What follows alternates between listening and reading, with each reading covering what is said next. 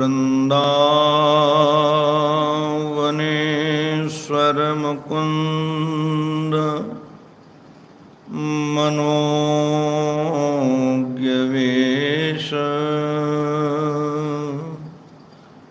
बंसी विभूषितकराम्बुज पद्मनेत्र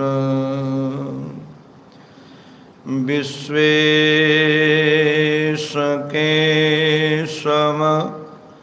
ब्रजोत्सव भक्तिवश्य देवेश पाण्डवपते मम देहि दास्यम् पूर्णानन्ददया दृशा रसदया शाश्वतप्रसादोदया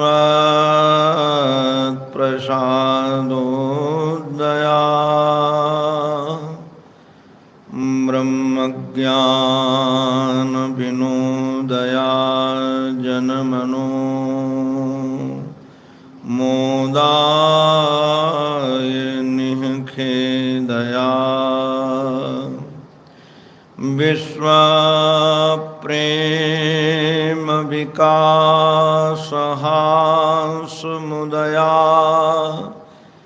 त्रैलोक्यसम्पद्दया पूर्णानन्ददया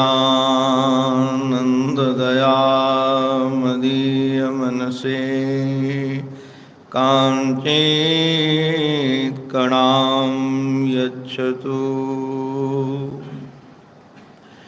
ॐ नमः श्री परमहंसास्वादित चरणकमलचिन्मकरन्दाय भक्तजनमानसनिवासाय श्रीरामचन्द्राय वागीशाय यस्य वदने लक्ष्मीर्यस्य च वक्षसि यस्यास्ते हृदये संवित् तं नृसिंहमहं भजे। अखण्डानन्दबोधाय शिष्यसन्तापहारिणे सच्चिदानन्दरूपाय तस्मै श्री गुरवे नमः।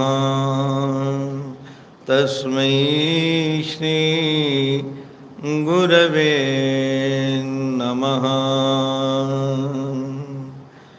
श्रीमन्नारायण नारायण नारायण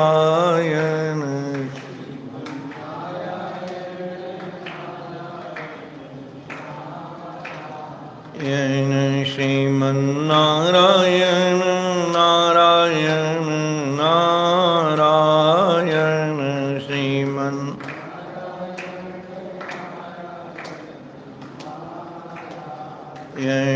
लक्ष्मीनारायण नारायण नारायण लक्ष्मी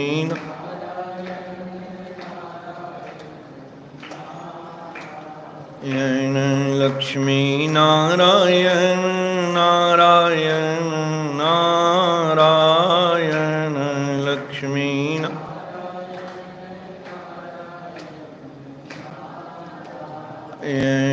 सद्गुरु नारायण नारायण नारायण सद्गुरु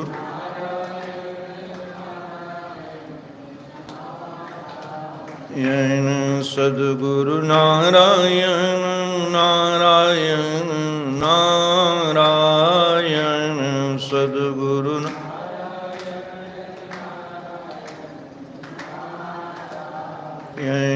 श्रीमन्नारायण नारायण नारायण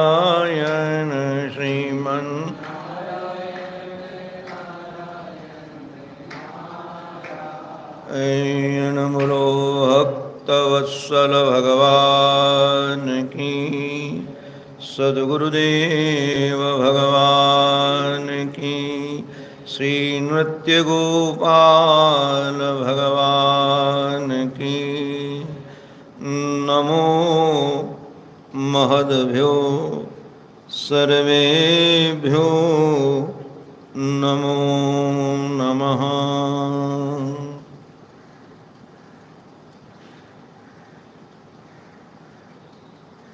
संसार में कोई वस्तु की प्राप्ति करनी हो, उसके भी भाव की चर्चा होती है। क्या भाव है, कितने की मिली। ऐसे ही यदि भगवान की प्राप्ति करनी हो, उसमें भी भाव की बहुत आवश्यकता है। यहाँ वित्त संबंधी भाव नहीं है,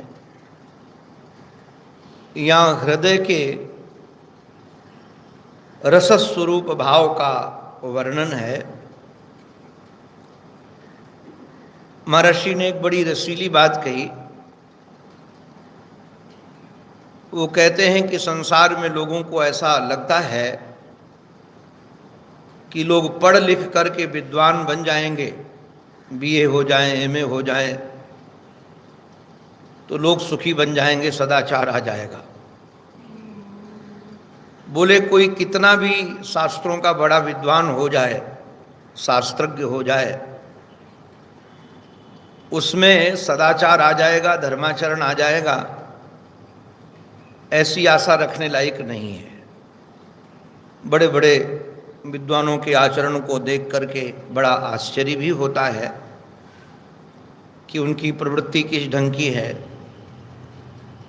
व्यक्ति पढ़ा लिखा भले ही न हो, किंतु यदि उसके हृदय में श्रद्धा और विश्वास का जागरण हो जाए, भाव का जागरण हो जाए, तो निश्चित रूप से उसका परिवर्तन तो होगा ही होगा, और परिता उसकी सन्निधि में रहने वाले लोगों का भी परिवर्तन होगा। भगवान बताना चाहते हैं कि भाव में कितना सामर्थ्य है। जो महात्मा लोग, मुनि लोग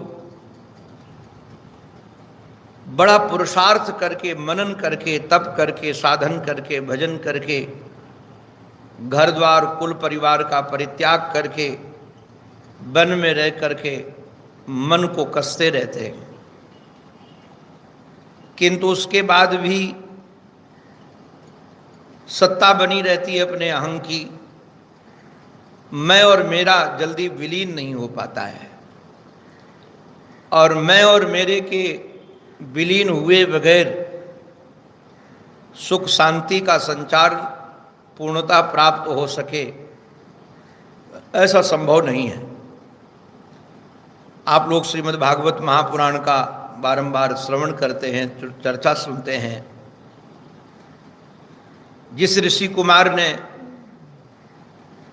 राजर्षि श्री परीक्षित को श्राप दिया था, वह जब रुदन करते हुए अपने पिता के समीप पहुंचा, तो राजा के बुलाने पर जिनकी समाधि नहीं खुली थी, वो मुनि की पुत्र के रुदन से खुल गई।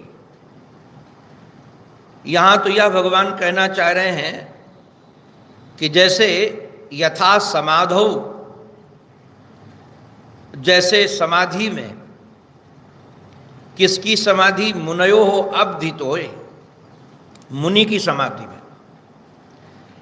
जब मुनि समाधिस्थ होते हैं, सो समाधि काल में निश्चित रूप से उनका मैं मेरा मिट जाता है, लीन हो जाता है, नाम रूप समाप्त हो जाता है उनके चित्त से। दूसरा उदाहरण दिया, नद्यः प्रविष्टः इव नाम रूपे विहाय लब्धितोय। जैसे नदियाँ जब समुद्र में आकर के विलीन होती हैं, गंगा आदि पवित्र पवित्र नदियाँ दौड़ती हुई अनवरत गति से प्रवाहशील नदी जब तक समुद्र में लीन नहीं होती है तब तक उसका भी अपना नाम रूप बना रहता है, और नाम रूप बना रहने के साथ साथ नष्ट होने का भय भी बना रहता है। ध्यान रखिएगा कि जब तक व्यक्ति एक ही महाराज एक एक के रूप में है, इकाई के रूप में है, ऐसे ही गोपांगनाओं ने अपना सर्वस्व भगवान में विलीन कर दिया। नाम रूप परिवार संपत्ति सबको समर्पित करके भगवान एक बात बड़ी सुंदर कह रहे हैं। हमारे विश्वनाथ चक्रवर्ती जी महाभाग ने इस श्लोक की भूमिका में एक बात रखी है, वस्तु की एक अपनी महिमा होती है। अब जरा विचार करो, कोई रागवान हो तो सही, किंतु किसी सुंदर पुरुष में अपने आकर्षण के कारण उसी को अपना परमात्मा मान बैठे, या सुंदर स्त्री को मान बैठे और परमात्मा भाव से भजन भी करे, किंतु नारायण परिणाम में तो वह विनष्टता को ही प्राप्त होगा। किंतु परमात्मा के साथ चाहे भले उसको पुत्र मान करके, भले ही पति मान करके, भले ही स्वामी मान करके आप परमात्मा से चाहे किसी भाव से जुड़ो, उसमें नाश होने के चांस नहीं है। ये वस्तु की महिमा है। परमात्मा से किसी भाव से जुड़ो, निश्चित रूप से वह परमात्मा मिलेगा ही मिलेगा। भगवान इस बात को प्रमाणिकता के रूप में कह रहे हैं, मत कामा रमणम जारम अस्वरूप विदो अवलाहा ब्रह्म माम परम प्राप्यु संगात शत सहस्रशः। शत सहस्रशः, हजारों गोपांगनाएं, लाखों गोपांगनाएं। ये तो एक सामान्य संख्या कह दी गई है। भगवान को प्रेम करने वाली दुनिया में जितनी भी वृत्तियां हैं वो सब असंख्य हैं, उनकी संख्या बताई नहीं जा सकती है। ऐसे जितनी स्त्रियां असंख्य रूप से गोपांगनाएं जो भगवान से क्या कर रही थी, महाराज संगात, श्री कृष्ण के साथ आसक्ति होने के कारण, राग में रंगी होने के कारण, तो बोले श्री कृष्ण को परमात्मा समझ करके राग रंजित हुई होंगी। ये निर्गुण है, निराकार हैं, व्यापक हैं, ब्रह्म हैं, निरंजन है, ये जानती होंगी गोपांगनाएं, और परमात्मा प्राप्ति के भाव से श्री कृष्ण के साथ आश्लिष्ट हुई होंगी, अनुरक्त हुई होंगी। भगवान कहते नहीं नहीं, इस भाव से नहीं, जारम, जार भाव से।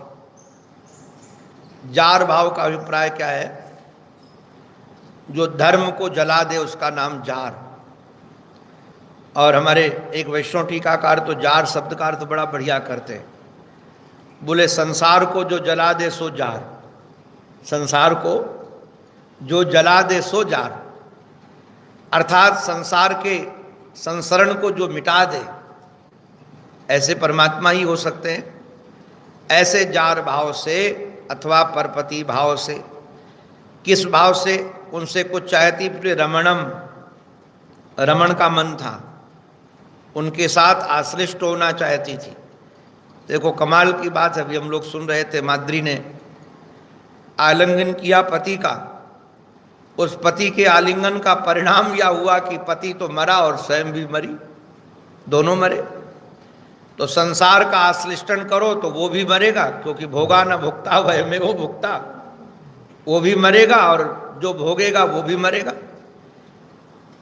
अब वो सती थी और अपने पति का ही आश्लिष्ट कर रही थी, पति की इच्छा से आश्लिष्ट कर रही थी। ऋषि के शाप के कारण ही सही, किंतु उसका मरण हो गया, किंतु परमात्मा उसके गोपियों के पति नहीं है।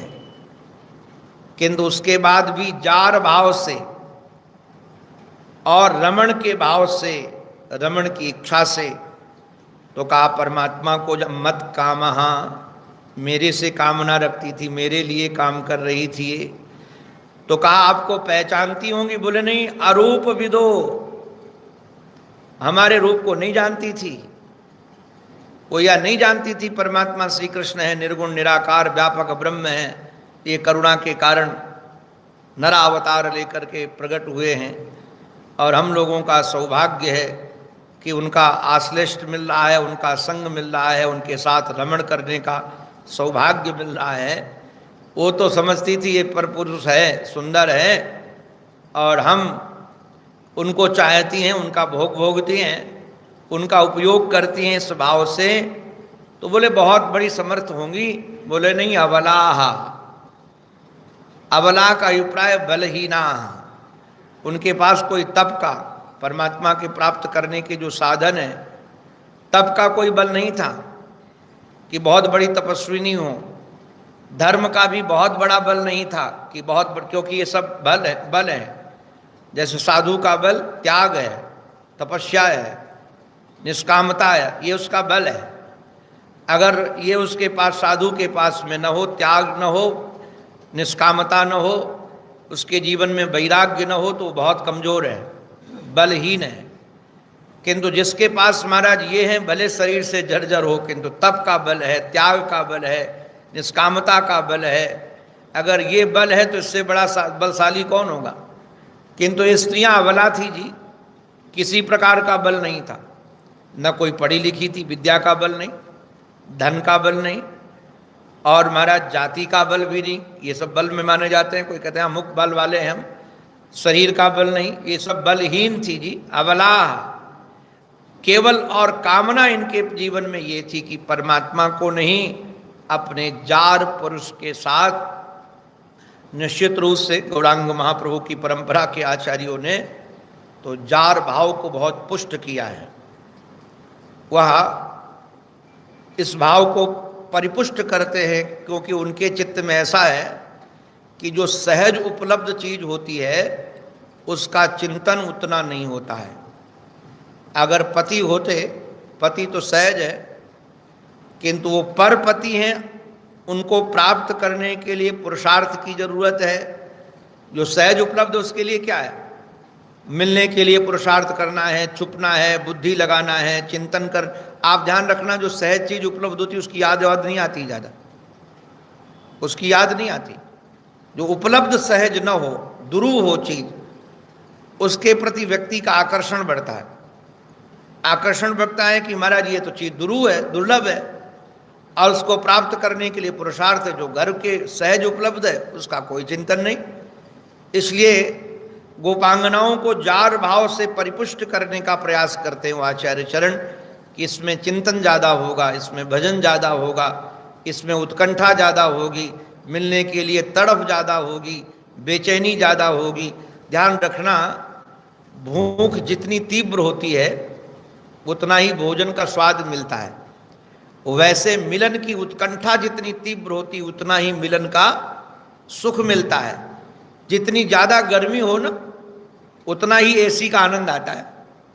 अब गर्मी पहले मिली ना हो तो क्या एसी का आनंद आएगा? खूब तपे तपाए हों, कहें बहुत ठंडक है, बहुत कूलता है, तो विरह का महाराज ताप हो और फिर मिलन हो, उसका रस अलग मिलता है, रसोत्पत्ति अलग होती है। तो इसलिए उस भाव को श्रेष्ठ मानते हैं वो लोग, और भगवान भी इस भाव की चर्चा कर रहे हैं। भगवान ये नहीं कहते कि गोपियाँ हमको जानती हैं कि हम परमात्मा हैं, निर्गुण हैं, निराकार हैं, व्यापक हैं, ब्रह्म हैं, निरंजन हैं। वो कहते हैं मुझे जार भाव से बजती थी। तो क्या हुआ? क्या धर्म के त्याग का अपराध लगा, नरक जाएंगी? भगवान कहते हैं ब्रह्म माम परमम प्राप्यु। माम ब्रह्म, जो मैं पर ब्रह्म हूँ जी, मेरे को प्राप्त हुई। नारायण, अब आग को कोई वस्तु समझकर छुए, फूल समझकर छुए तो जलेगा तो है ही। ऐसे भगवान को चाहे किसी भाव से चाहो, चाहे प्रेष्ठ से, प्रीतम से, सखा से, अरे नारायण सेवक से, किसी भाव से चाहो, पुत्र के रूप में चाहो, पति के रूप में चाहो, मित्र के रूप में चाहो, स्वामी के रूप में चाहो, आप परमात्मा को चाहोगे, कृष्ण को चाहोगे तो कृष्ण ही तो मिलेंगे।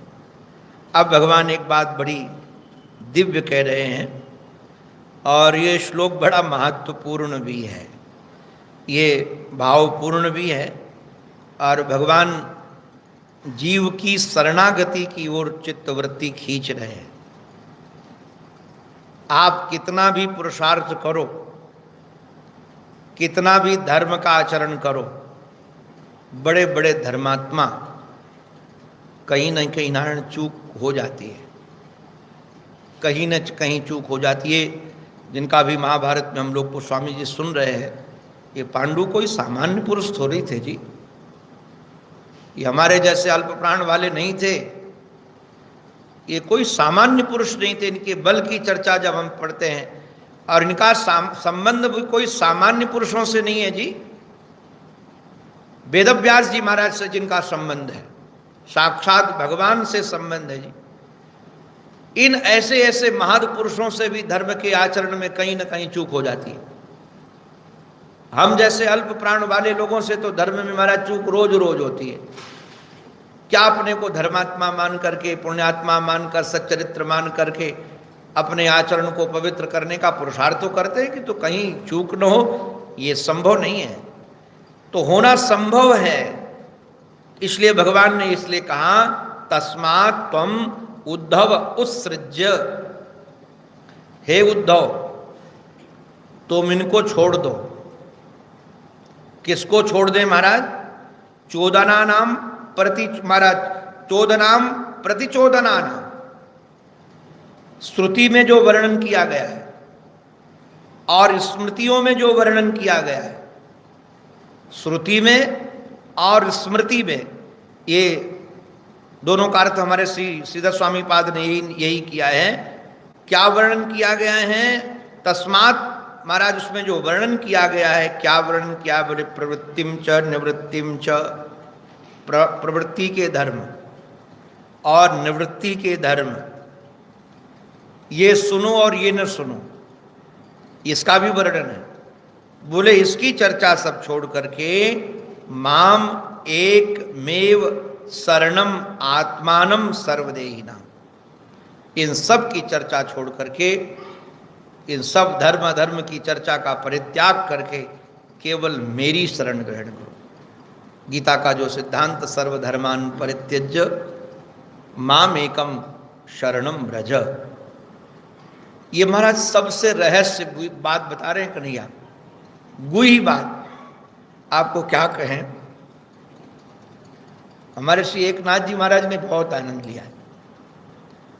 एकनाथ जी महाराज की जो एकादश स्कंद की व्याख्या है तो हिंदी में, किंतु बड़ी रसीली है। मैं तो कभी कभी देख लेता हूँ, कभी जब मन में आता है तो देखता हूँ। इस श्लोक की व्याख्या में इतनी इतनी अद्भुत बात उन्होंने कही। श्री कृष्ण उद्धव को हृदय से लगाकर कहते हैं, उद्धव तुमको बिल्कुल हम अपने हृदय की बात कह रहे हैं और अपनी माँ की कसम खा के कह रहे हैं। ये ब्रजवासी लोग कसम खाते हैं। हमारे श्री एकनाथ जी महाराज कहते हैं कि भगवान कहते हैं अपनी माँ की कसम खा के कह रहे हैं। तो बोले कि कौन सी माँ की खा रहे हो? तुम्हारी माताएं कितनी है पता ही नहीं है। देवकी माँ की खा रहे हो कि यशोदा मैया की खा रहे हो? अरे बोले कि हम यशोदा मैया की खा रहे हैं। अरे बोले लाला तेरी कुछ खबर ना है, कसम खा के भी झूठ बोल जा। बोले तुम्हारी कसम खा रहे हैं। उद्धव को कहा कि तुम्हारी कसम खा रहे हैं कि ये जो हम बात तुमको कह रहे हैं ये बहुत गुह्यतम है और ये जल्दी मैं किसी को बताता नहीं हूँ, आज तुम्हें बता रहा हूँ।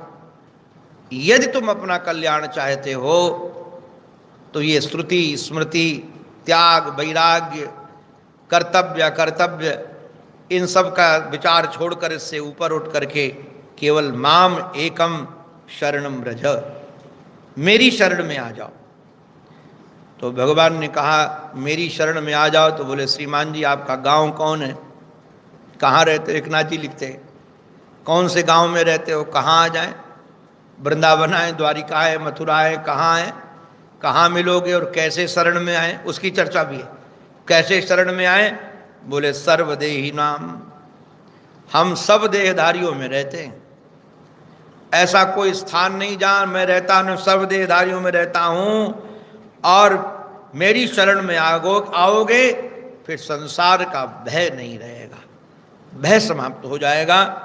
हमारा यह कुतो भयः, उसके बाद भय रहने वाला नहीं है। तो शरण में कैसे आया जाए, ये जो चर्चा हमारे श्री एकनाथ जी महाराज ने की है उसकी चर्चा भी, और टीकाकारों ने भी जो बात रखी है उसकी चर्चा हम कल करेंगे। बहुत रसीले विषय हैं ये। एकादश स्कंद सचमुच में बहुत रसीला है, मुक्ति स्कंद है, और महर्षि की चर्चा तो क्या कहना है, स्वर्ण में सुगंध के समान है। तो जो महर्षि ने व्याख्या की वो भी चर्चा, और जो महाराज जी के अनुग्रह से जो टीकाओं के भाव या बुद्धि पकड़ पाती है उनके अनुग्रह से वह भी आप सबके सन्मुख रखेंगे। अंत में अपने आराध्य के पावन चरणों में हमारी यही प्रार्थना है, हमारी मति, हमारी रति, हमारी गति एकमात्र उन्हीं के चरणों में बनी रहे। इसी प्रार्थना के साथ ये उनकी वाणी उन्हीं के पावन पवित्र चरणारविंदों में समर्पित। बोलो भक्तवत्सल भगवान की जय, सद्गुरुदेव भगवान की जय, श्री वृंदावन बिहारी लाल की जय। कल का सुबह 9:30 से रहेगा, इसलिए बता देते हैं कि कई लोग यंत्र में बैठे रहते हैं सुनने के लिए। लोगों को लगता है कब समय, तो कहते परिवर्तन हो जाता है, बताते ही नहीं हो। तो हम तो 10:30 बजे पहुंचते हैं और आपका चालू हो चुका होता है। उन सब की जानकारी के लिए 9:30 से, क्योंकि 2 दिन स्वामी जी का दर्शन हम लोगों को नहीं मिला, आगमन नहीं होगा, तो उस समय 9:30 से रहेगा। बोलो भक्तवत्सल भगवान की।